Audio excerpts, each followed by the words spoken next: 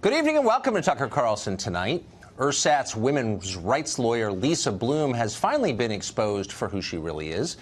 Bloom has built a career posturing as a champion of the oppressed, but the only person who seems to be winning in that equation is Lisa Bloom. Last summer, for example, she represented Kathy Griffin following Griffin's Trump beheading stunt, only to have Griffin turn around and denounce her, Bloom, for excessive fees and, quote, fame whoring. This fall, the great feminist warrior fought to protect, of all people, Harvey Weinstein. Actress Rose McGowan says that Bloom offered her a 7-figure payday if she agreed to call Weinstein a changed man, which she did not agree to. Now, The Hill newspaper has a new report alleging that Lisa Bloom solicited funds to pay off women who would then accuse the president of sexual assault. Trace Gallagher has the full story on that. He joins us tonight. Trace? Hi, Tucker. Lisa Bloom says reports that women were paid to come forward with accusations of sexual misconduct by President Trump are nothing more than right-wing efforts to discredit victims. And yet, Bloom, the daughter of famed attorney Gloria Allred, fully acknowledges that she tried to get tabloid media outlets and pro-Hillary Clinton political action committees to pay these women. The Hill, which broke the story, says Bloom arranged for a donor to pay off one of the accuser's mortgage and tried to score a 6-figure payout for another. One of the women, who was offered $750,000, declined to come forward. Lisa Bloom says the money, of which she takes 1/3, is meant to keep her clients safe and, in some cases, to help them relocate. Of Lisa Bloom's 4 clients, 2 of them decided to come forward and 2 did not, including one who decided to tell her story to The Hill after learning that Bloom was representing the alleged serial sexual harasser Harvey Weinstein. Bloom and Weinstein's relationship ended when rape allegations went public.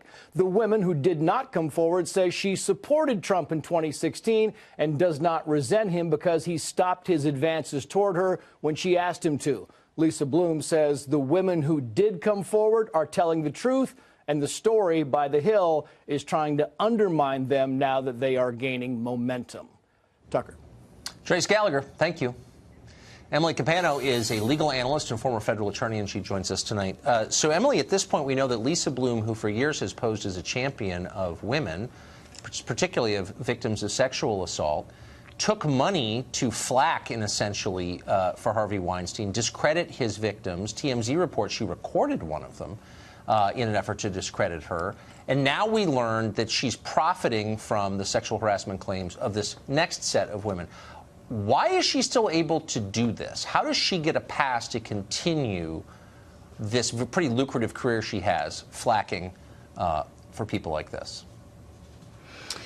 Exactly. What I find so disturbing here, there's an element of hypocrisy fatigue here, frankly. And what is so disappointing about this in particular is that this is an attorney who's purporting to be a champion of these women's rights and values. And attorneys, especially in this realm, are supposed to be advocates. And that's more than just showing up in court. So the fact that she is subjecting these women to another round of abuse and trauma and shaming is incredibly disappointing here. And, it's not illegal for PACs to pay for true stories and to dig up dirt. We've seen it in the past with David Brock and Larry Flint. But sure, again, the fact that it's coming from an attorney is incredibly disappointing. And it takes a lot more in the state of California for an attorney to be admonished or disbarred. Honestly, we're not going to see that for this. But it's just a subsequent betrayal. And again, it's another unraveling and revealing of someone who's a hypocrite. Why wouldn't the bar take action? I mean, here you have a person who was caught lying, for one. At one point, she said this of Harvey Weinstein: "I was never aware there were allegations of sexual assault." Well, of course she was. And she briefed the board of the Weinstein companies on this. I mean, her job was to protect Harvey Weinstein against these allegations. That's not enough to get a censure from the bar in California? There's a pretty strict code of conduct in the state of California, but in terms of actual admonishment, she can be recommended for a review. But in past cases, it's just taken more for someone to be disbarred or admonished. And all of us find her behavior reprehensible and, for me, embarrassing as a California state attorney. But again, it just takes a lot more here. And that is what's so disappointing, is I think these gray areas where there's dishonesty, but what was the exact relationship and nature of her signing on the dotted line with these clients, and how, in essence, does this break a specific rule that the California State Bar or the ABA has passed?